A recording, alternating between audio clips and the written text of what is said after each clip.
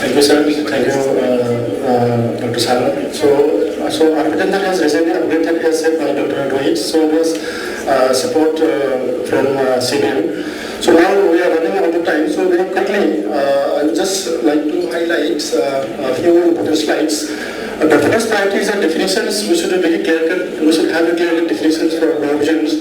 Whether we should be used for the clinical practice or whether we should be an empirical survey. So there are some defining this provision, and both one is visual equity, another one is visual function as well as visual equity. And then some definitions. And the functional definitions, so people has sometimes confused when they say a functional definition. It was first designed by any course. So later on, they also use these functional definitions for clinical practice. So very quickly I will go. And in India, technical definitions, when you use technical definitions, I have to report that around 23 million has notions. And when you use functional definition, so it comes around 14 million.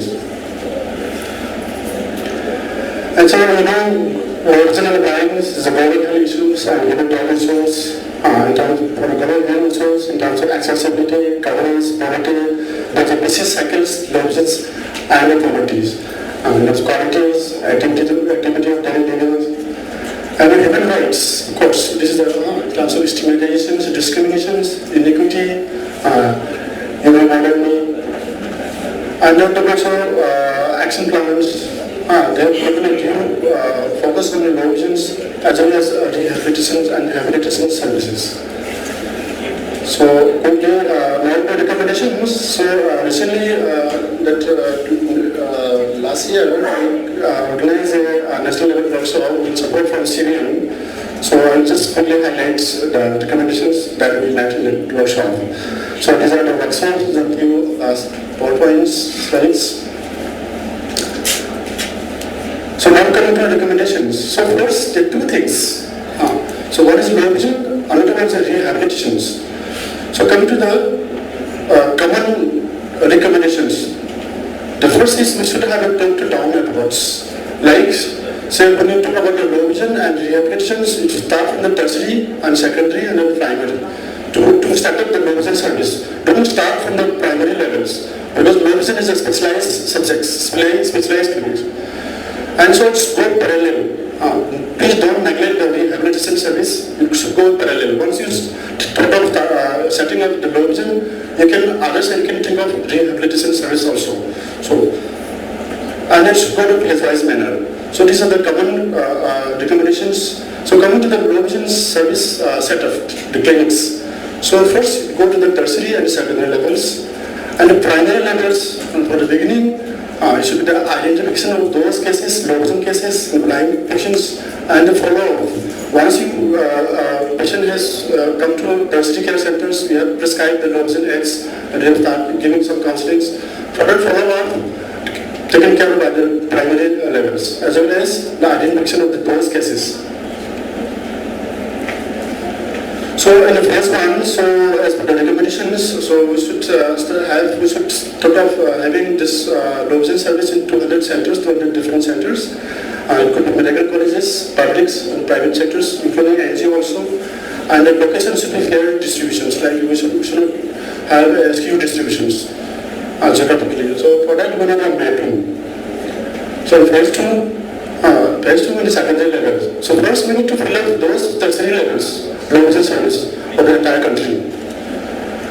So there's equipments, Vision 2020, and also they have already designed and documented what sort of equipment should be recommended at the tertiary levels. And this is to procure those equipments, the evaluation equipment not to dispense, it costs around 2 lakhs. And the rehabilitations, again, this is very important, as you know, that so those 200 centers that we are supposed to set up, so we should think of setting up the rehabilitation service also. Designated visual rehabilitation lab can be established in those centers. And only feasible, because initially we are thinking of on the hospital level. In the hospital levels, it may not be possible to give the entire rehabilitation service. So only the feasible and the appropriate service at hospital levels, and for a community, so different mechanism we have to utilize for the beginners. So for the community, what sort of mechanism we should use? Because the low vision patients face the greatest challenge in the community. Once you prescribe the low vision aids, so there should be continuum of the care of the low vision patients. So setting up community-based vision rehabilitations across progress and reference for tertiary. And there is a DDRC in India, so there was a proposal, so the quality DDRC is set up, so we can link up with the DDRC. In some centers, this DDRC has already established. So here is the mobility trainers. So it should be proposed by 10 staffs. So we can link with the DDRC, and those area that doesn't have a DDRC, some kind of advocacy, some kind of action steps to establish the DDRC, and some other NGO which is already providing rehabilitation service. And so network is very important. Proper networking to have a continuum of patient care. So this is the overall view, hospital-based and community-based. There should be a link card, low vision and rehabilitations, the link cards, like a continuum of the care. These are rehabilitation cards. And human resource, come to human resource at a tertiary level, at least we need five different ISR manpower. We should have one fully dedicated ophthalmologist, one dedicated optometrist, and one trained ophthalmologist, but just for the backup. And rehabilitations, we have two, one is supervisor, one is assistant. Yeah. And the secondary levels, we should have a trained ophthalmologist one, dedicated ophthalmologist one, and rehabilitation one. Networking. And source for the existing ophthalmologists, optometrists, and contractual staff, support from the funding agencies. And training and the capacity building, so 20 different centers, training centers will be identified in the country. For RIO also can be considered. And for optometrists, those optometrists who has 4 years of training course should have minimum 2 months of close in training, and 2 years. Optometrists should have a minimum 6 months, and for ophthalmologists, 1 week training.